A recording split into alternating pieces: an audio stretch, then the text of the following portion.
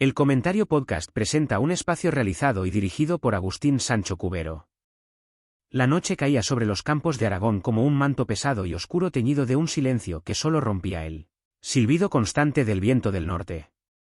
Era el año 1989 y en las carreteras secundarias que vertebran la geografía entre Zaragoza y Huesca se estaba gestando una leyenda negra que helaría la sangre de los habitantes de la región durante casi 3 años.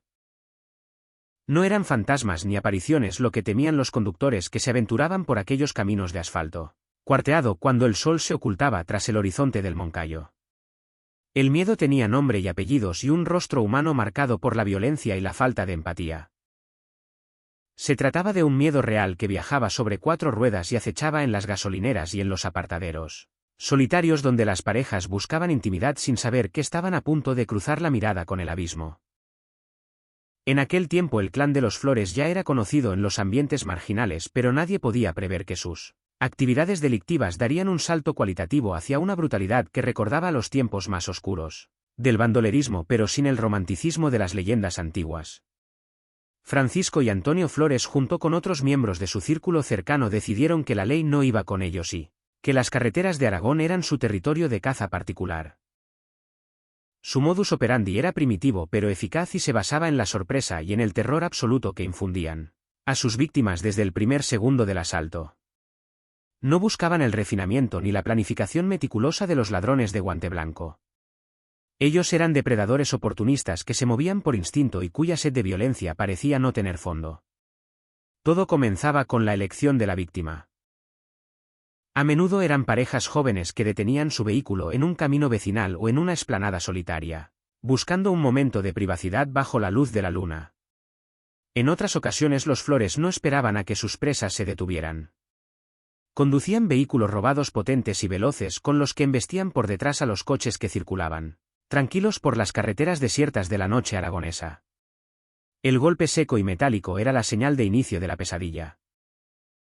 Cuando el conductor aturdido y asustado se bajaba para comprobar los daños o para recriminar la maniobra, se encontraba de frente con el cañón de una escopeta recortada o con el filo frío de una navaja que brillaba bajo los faros de los automóviles.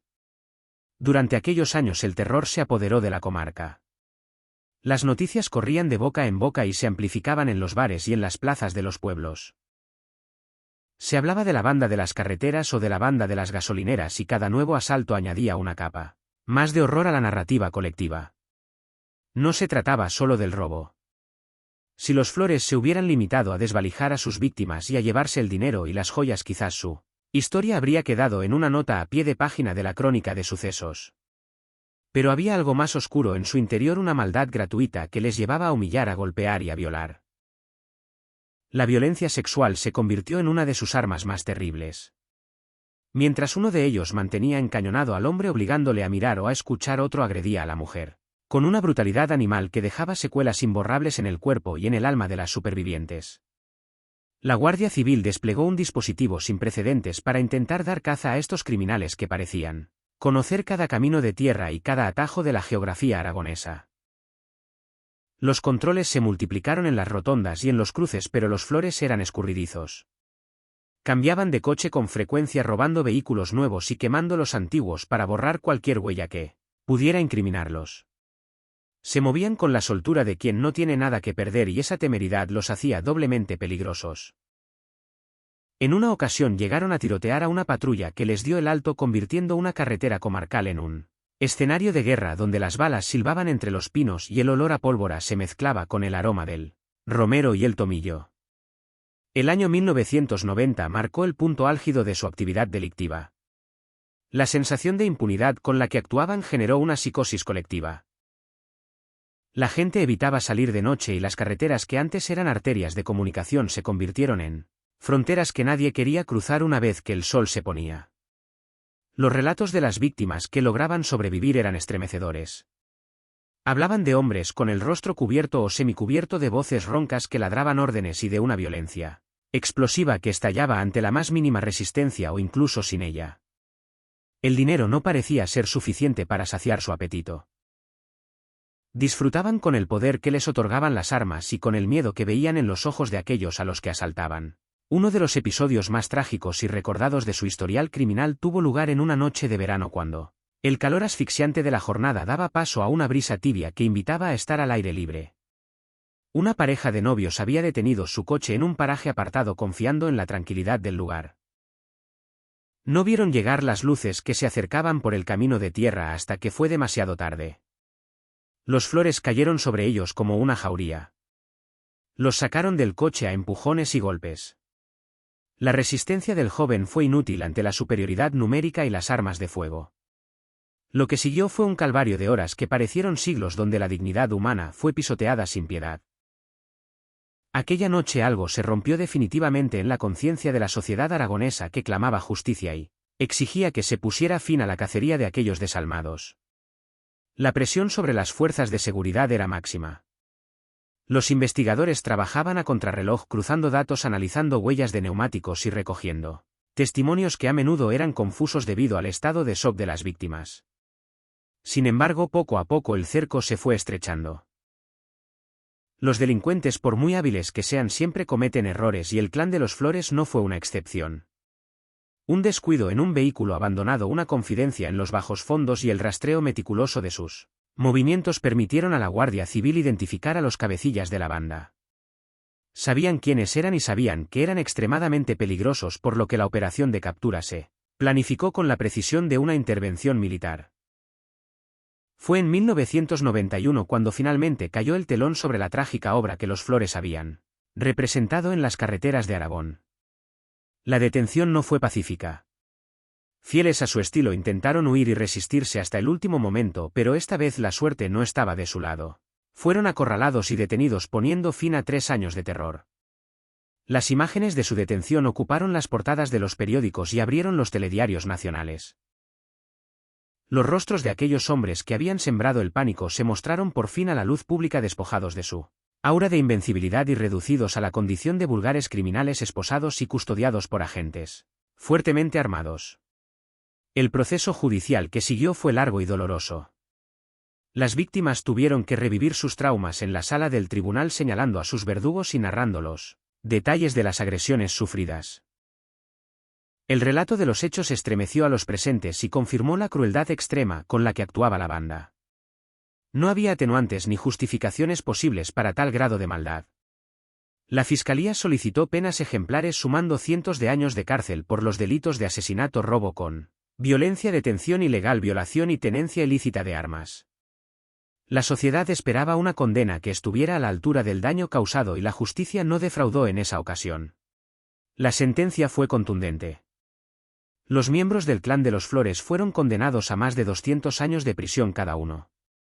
Aunque el sistema legal español de la época establecía límites al tiempo máximo de cumplimiento efectivo, la cifra simbólica de la condena enviaba un mensaje claro. La banda de las carreteras había dejado de existir. Los caminos de Aragón volvían a ser seguros, aunque el recuerdo de aquellos años de plomo tardaría mucho tiempo en borrarse de la memoria colectiva. Las gasolineras solitarias y los cruces de caminos recuperarían su normalidad, pero para muchos seguirían siendo lugares marcados por la sombra de lo que allí ocurrió.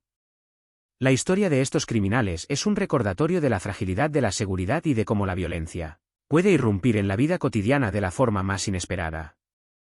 Los Flores no eran genios del mal ni villanos de película. Eran individuos criados en un entorno de marginalidad que eligieron el camino de la depredación. Su legado es una cicatriz en la historia reciente de Aragón, una crónica negra escrita con sangre y lágrimas sobre el asfalto de las carreteras secundarias. Con el paso de los años el nombre de los Flores se fue diluyendo en el tiempo, pero nunca desapareció del todo. Se convirtió en una especie de cuento de terror que los padres contaban a sus hijos para advertirles de los peligros de la noche y de los desconocidos. Cada vez que alguien pasaba por los lugares donde cometieron sus crímenes, un escalofrío involuntario recorría su espalda, como si el eco de aquellos sucesos terribles hubiera quedado atrapado en el paisaje, esperando a ser escuchado por aquellos que saben prestar atención al silencio. La cárcel se convirtió en el nuevo hogar de los miembros de la banda. Allí, entre muros de hormigón y rejas de acero, pasaron los años viendo cómo el mundo exterior cambiaba y avanzaba sin ellos. La vida en prisión no fue fácil para ellos, acostumbrados a la libertad salvaje y a imponer su ley por la fuerza. Tuvieron que adaptarse a un nuevo código y a una nueva jerarquía donde ya no eran los depredadores absolutos que habían sido en la carretera. El tiempo que todo lo erosiona fue haciendo mella en sus cuerpos y en sus mentes mientras la sociedad que tanto habían aterrorizado seguía su curso tratando de sanar las heridas abiertas por su barbarie. Es difícil encontrar un sentido a tanta violencia desmedida. Los psicólogos y criminólogos que estudiaron el caso hablaron de personalidades psicopáticas de falta de empatía y de una estructura de clan que reforzaba las conductas antisociales.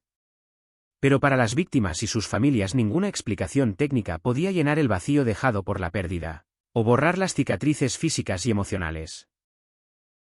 El dolor era una realidad tangible que les acompañaba cada día, un recordatorio constante de aquella noche en la que el destino les cruzó con la banda de las carreteras. A pesar de la oscuridad de esta historia también hubo luces. La solidaridad de los vecinos, el trabajo incansable de la Guardia Civil y la fortaleza de los supervivientes demostraron que el mal no tiene la última palabra. La comunidad se unió frente a la adversidad y rechazó el miedo que los criminales intentaron imponer. Las carreteras volvieron a llenarse de viajeros y la vida recuperó su pulso en los pueblos y ciudades de Aragón. El miedo se transformó en prudencia y el terror en memoria.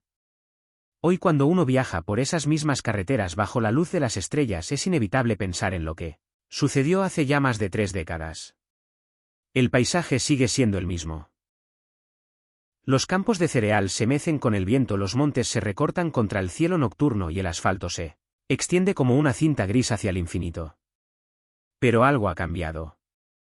La sensación de amenaza se ha disipado y ha dejado paso a la tranquilidad de saber que aquellos que sembraron el caos ya no pueden hacer daño a nadie. La justicia, aunque a veces lenta e imperfecta, cumplió su función y devolvió la paz a una tierra que nunca debió perderla. La crónica de la banda de las carreteras es un capítulo cerrado pero necesario para entender la historia criminal de España a finales del siglo XX. Nos habla de un tiempo y de un lugar, de unos hombres que perdieron su humanidad y de una sociedad que supo resistir y sobreponerse. Es un relato duro, sin concesiones, que nos obliga a mirar de frente a la realidad del mal, pero también nos muestra la capacidad de la justicia para restaurar el orden y proteger a los inocentes. Mientras el motor del coche ronronea y los kilómetros pasan uno tras otro, queda la certeza de que la libertad de transitar y de vivir sin miedo es un bien preciado que debemos defender.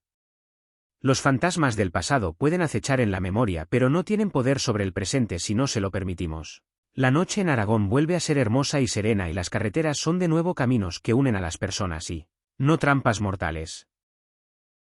Y así, entre luces y sombras, se cierra esta historia que comenzó con el ruido de un motor y el brillo de una navaja, y terminó con el golpe seco de un mazo de juez y el sonido de una celda cerrándose para siempre. Espacio realizado y dirigido por Agustín Sancho Cubero. Gracias por su atención, hasta la próxima edición del programa.